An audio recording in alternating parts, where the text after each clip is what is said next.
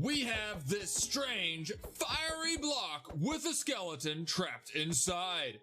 What should we do with it? Roll the intro.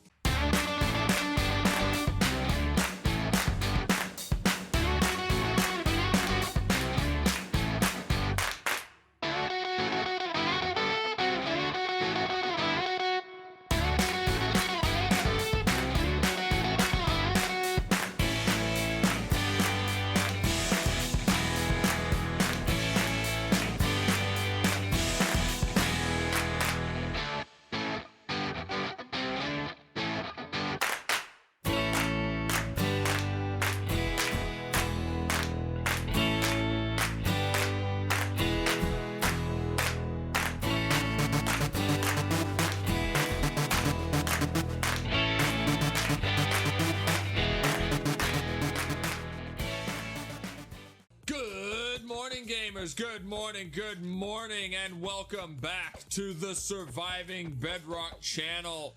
I am your host, SilentWisperer, and today we are going to have some fun.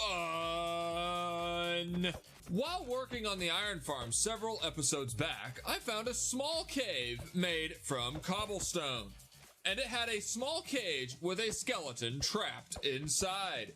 Skeletons were spawning like crazy! Until I put a torch on top of this little cage. Lately, I've been thinking, this could be a great way to get a lot of bone meal. So I want to turn this thing into a bone farm, quotation fingers. Before we get started, I wanted to remind everyone that I stream every week on Twitch, and you can find my schedule in the Surviving Bedrock Discord. Links to both are in the description down below. Also, if this is your first time on the Surviving Bedrock channel, welcome. I am so glad you joined us, and I'm sure you're going to have a good time with us.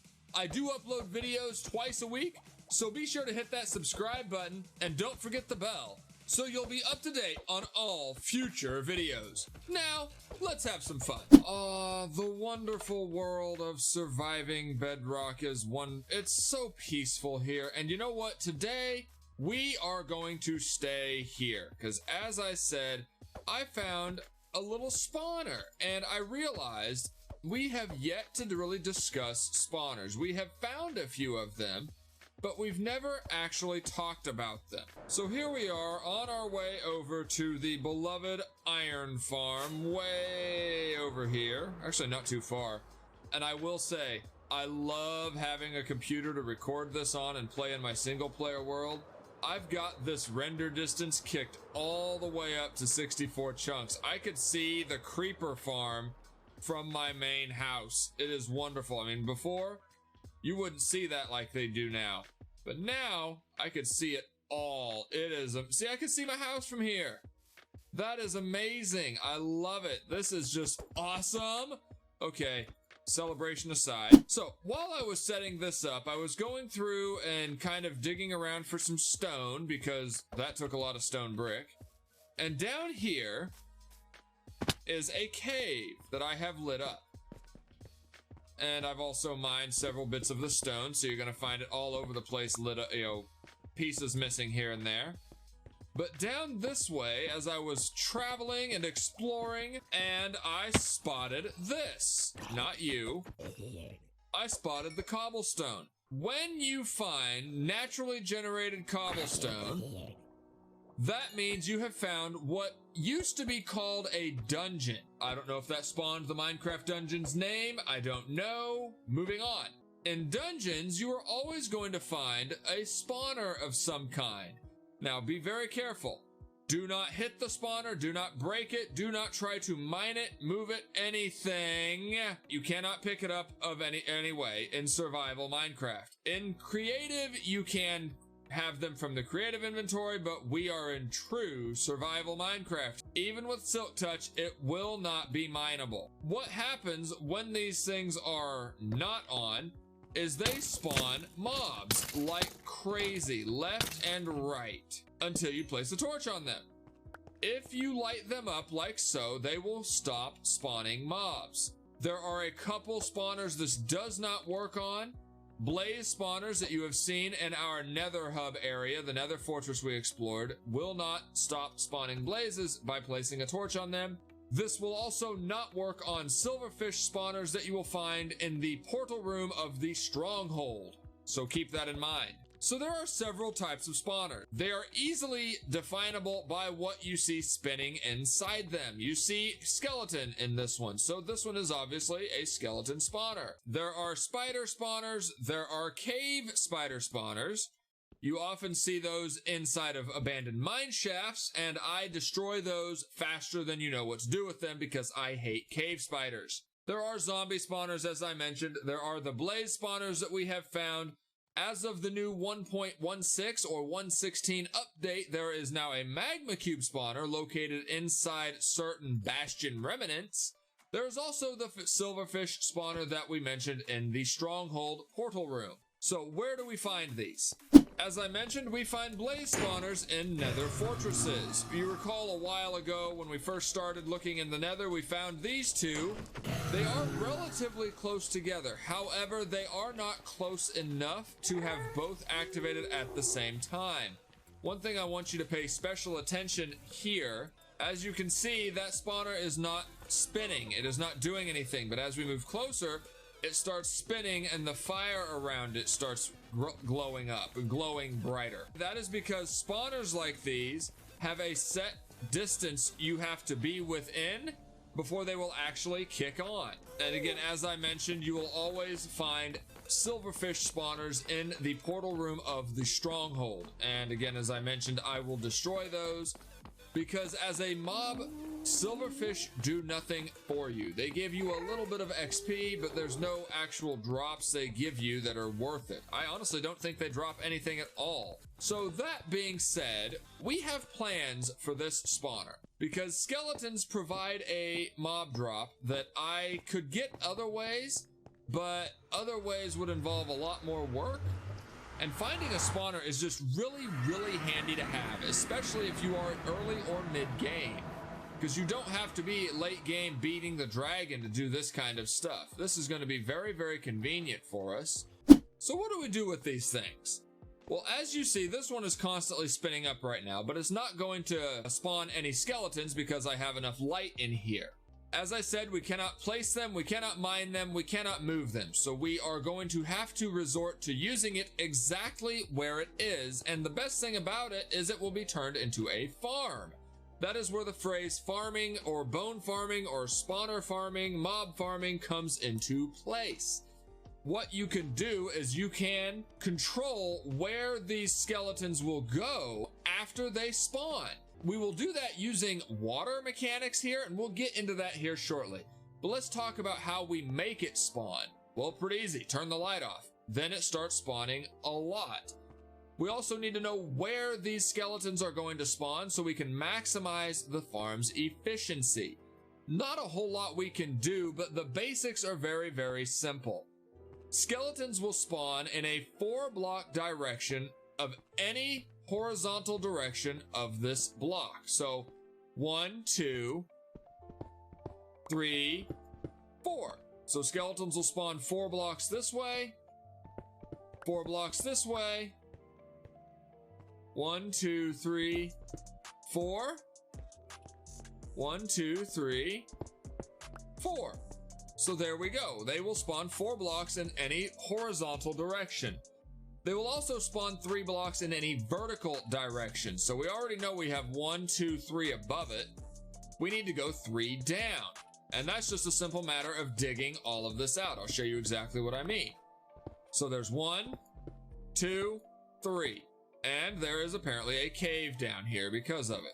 So basically what we have to do is we have to dig all of this out in a big box. That's just a matter of time. If you have your pickaxe with you and enough time to do it, go ahead and get it done. I'm gonna cut away and do that right now, and I'll show you what it looks like when I do get done with it. Okay, and a short time later, we have dug everything out, and I've got everything here to show you. 3 blocks above, 3 blocks below. So we're gonna take these out. We don't want those there. I will suggest leaving the 3 blocks above because the main reason is you don't want a spider to get stuck on top of the spawner. they can actually spawn on top of the spawner, and because there's nowhere for them to go, this is too far for them to want to fall, they'll stay there. And they'll stay there and stay there, and they'll kind of ruin your rates. So if you put blocks above there, they won't spawn anywhere. But basically, in this big box, anywhere in here is a spawnable space. Now, in all actuality and technicality, it's more like a diamond, kind of like this, but it's okay. Water flows much better when it comes to a full square. Having a little bit of extra area dug out is certainly not going to hurt anything. Now, the way you want this farm to maintain its maximum efficiency, the rules of spawners. The spawn area is within 4 blocks of either horizontal direction, which we've done. 3 blocks above or below, which we've done. The player, that's me, or you, has to be within 16 blocks of this spawner. So if I am not within 16 blocks, this thing will not turn on, as we saw back there at the Blaze Farm. This does not mean 16 blocks line of sight. If I am behind a wall, but still within 16 blocks, this thing will still turn on, which is the main idea here.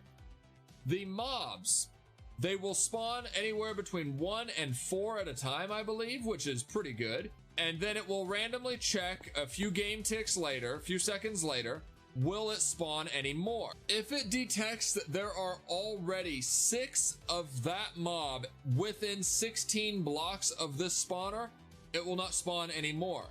So the idea is to move the skeletons, in this particular case, at least 16 blocks away, so the spawner will continue to spawn more skeletons. So it is consistent in having fresh skeletons come to us, consistently running and consistently spawning more mobs.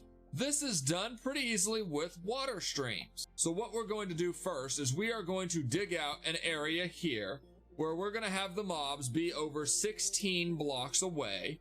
Now this does not mean 16 straight line. You got to think diagonal as well.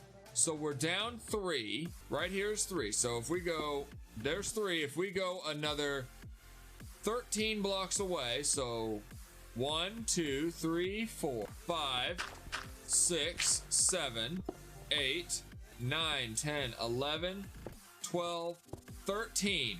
So right here, you see it's still on. Basically, if I am on the diorite, it will turn on, which means this is how far skeletons have to go before it will spawn mobs again. So we've got to bring them all the way back to this block, which is not a very big deal. All it is more digging. Okay, now what I am going to want is I don't want a big 8 wide tunnel here. I am actually going to knock this area down here, down 1 more block, and then of course fill in the giant hole I'm making. What I'm going to do is I'm going to funnel everybody into what would look like a little trough. So the mobs are going to get swept down into here and then into here. They will have no other way to go because these will all be walled off, and they're going to go this way. So what you end up with is something that looks a little bit like this. And basically we know when the skeletons need to go upward is when they pass this. So what we're going to do is we're going to knock this out. And the idea is, because we are so close to our iron farm, I want to be able to multitask while I'm over here. I want to have this thing running, spawning skeletons and bringing them to me for some kind of a kill while I'm within range of the iron farm, which is this direction. Now, I also have to be within range of the spawner itself. So most likely this will not be done as a player kill and still be within range of the spawner. And that's okay, because fortunately, skeletons will drop the bones without a player being the one that kills them. Now, if we wanted to get all of the bows and arrows and armor, we would have to kill them. I don't care about all of that stuff. All I want are the bones. And this is where we're going to get to play a little bit with some fun dispensers as a way of turning the farm on and off. But first things first, let's get these water streams going. Okay, and now that I've got that much dug out, I wanted to bring you all in for this next part. Because as we've always discussed, there are 3 things you need to have a mob spawner. You need a way to spawn the mob, you need a way to transport the mob, and then you need a way to kill the mob. The spawner is our way to spawn the mob, but now we need a way to transport the mob, and we discussed we're going to do that with water streams. So let's look at it. So remember how I dug everything out? Let's put a couple more torches in here so we have some extra light. I put water back here, just all water sources along the back row. That's pushing it this way until it runs out of steam. Now, a trick that I learned from Prowl is at the end of your water source, right, or at the end of your water stream, put a stair. That makes it so the mobs don't fight the water current near as much. I did not know that, and I'm very happy that I do now, because that will make this thing work a little bit quicker. There we go, just like that. And you see the water stops. So now what we need to do is funnel everybody into this one area. So we're just going to put a water source there. We're going to put a water source there. It's going to run out here where we put our stair. We're going to have another water source taking us down. One more stair, and it's going to stop right here. But now, because this is where they're going to end, I don't want to go down anymore. I want them to go up. So to do that, very simple. We need a water elevator. And I believe we've discussed those before, but just in case you may have forgot, here's a refresher course. Here, I've already laid out where I want them to fall when they die. And they're not going, they could be killed by a player, but I'm mostly going to use a lava blade to kill them, so that's not going to be a major issue. So what we need, let's get a little bit of our scaffolding out here. We are just going to work on a way. So you see I've got this. My water is already coming down here. I've got everything done except for the water elevator. Very simple. All we're going to do, break that block, so that water source is now going to flow downward.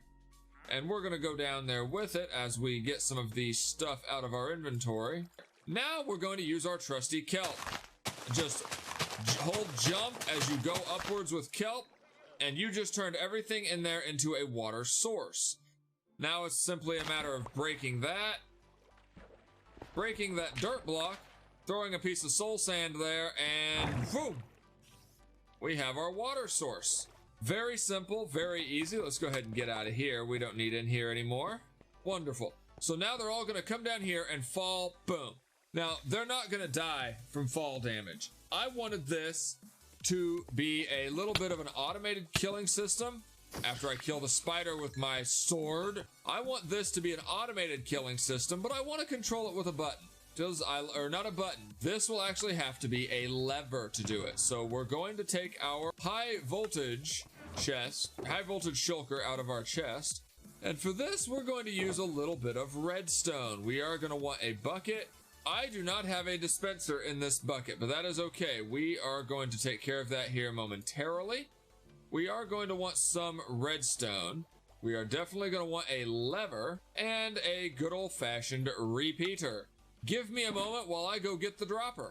There we go, a dispenser, not a dropper. I specifically need a dispenser. Don't get a dropper. And if you're like me and possibly forgot the item we're going to use to kill it with, go find yourself some lava. You can go to the Nether, or I have an actual little lava pool that was spawned over here. I just never really used it too much, but now I am. There we are. We have our lava.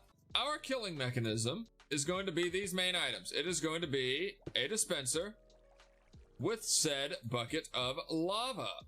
And I want my last button to be right here, and I'm going to show you why. We're going to put this here. I've got my, I need to put my bucket of lava in there.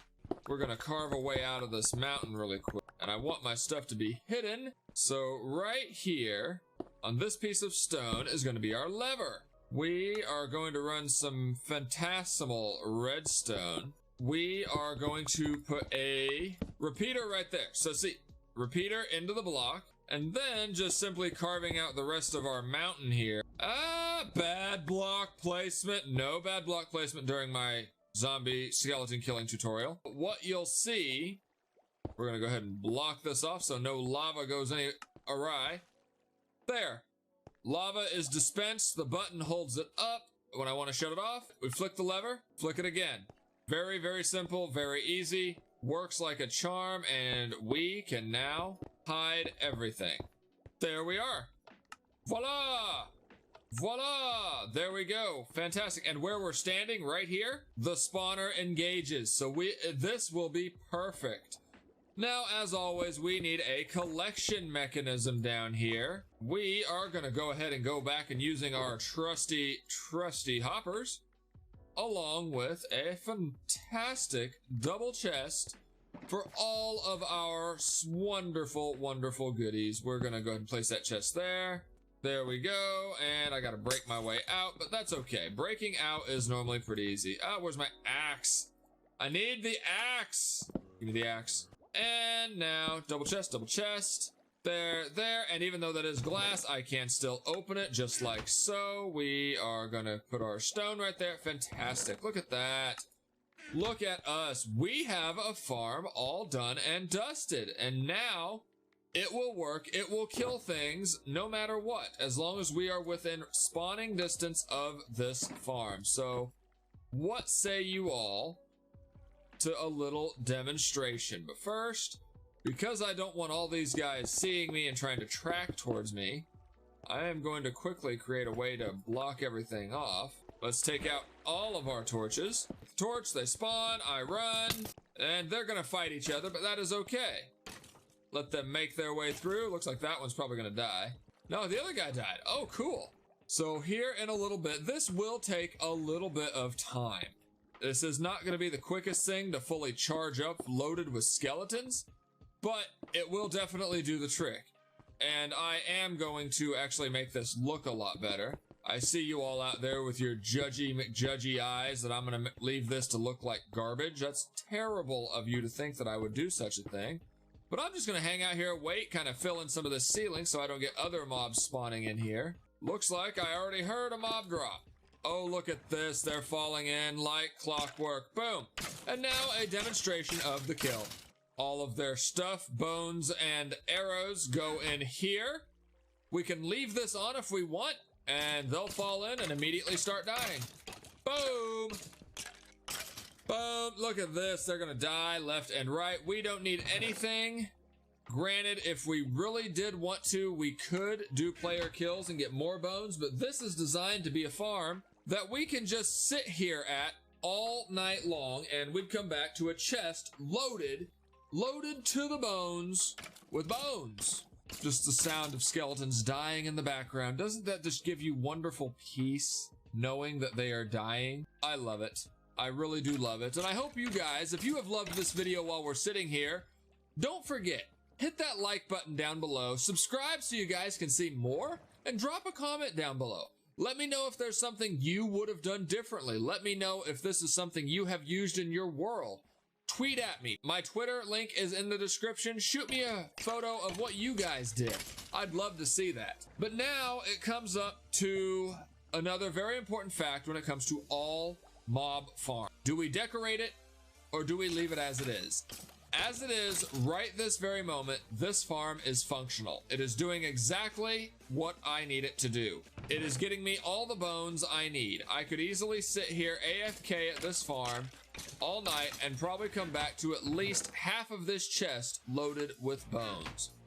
Very simple. I don't have to do anything. And as an added bonus, standing here also loads in my iron farm.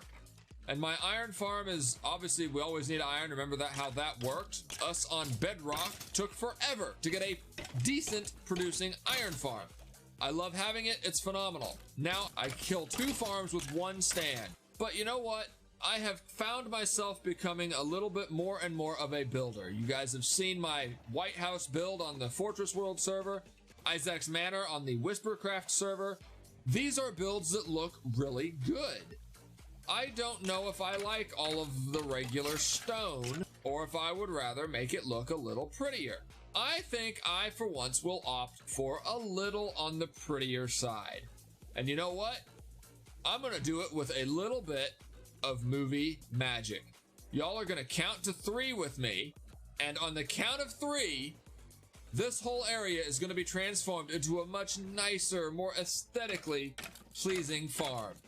1, 2, 3, and voila! She is transformed. Look at her. She's so much nicer looking. I still have some rough edges to smooth out, but much nicer looking. I'm actually, for some reason, when I look at it, I'm getting the feeling of like an old pizzeria because it looks like a big old brick oven. We can still see our skeletons in there. They are going through rather quickly. Coming through 1, 2, 3 at a time. Look here, 1, here comes 2 more. We are already upwards of 2 stacks of bones and more arrows than I'll ever need. I'll probably end up putting together some kind of a trash system to throw away all the arrows because I don't need this many arrows. I use infinity on my bow because that's the smart way to do a bow. Anyone who says different is wrong or prowl. As you all can see, this is pretty easy. Spawners are a great way to get specific mob drops without the excess stuff you don't want, like zombie flesh and all the other stuff. You could use them as XP farms as well, but since I've already got the gold farm that gives me more XP than I'll ever need, hence the 211 experience levels down there, a simple passive killer was all I needed here. I've had a lot of fun, and I hope you all did too. If you did, don't forget to like this video, comment on this video, share this video, and most importantly, don't forget to subscribe to Surviving Bedrock so you can stay up to date with all the new videos that come out every week. Remember to join us in the Discord and on Twitch for some great time and some amazing conversation and community. I look forward to hearing from you in the Discord, hanging out with you on Twitch, and seeing you in the next video. This is SeeIsaac signing off. Bye-bye.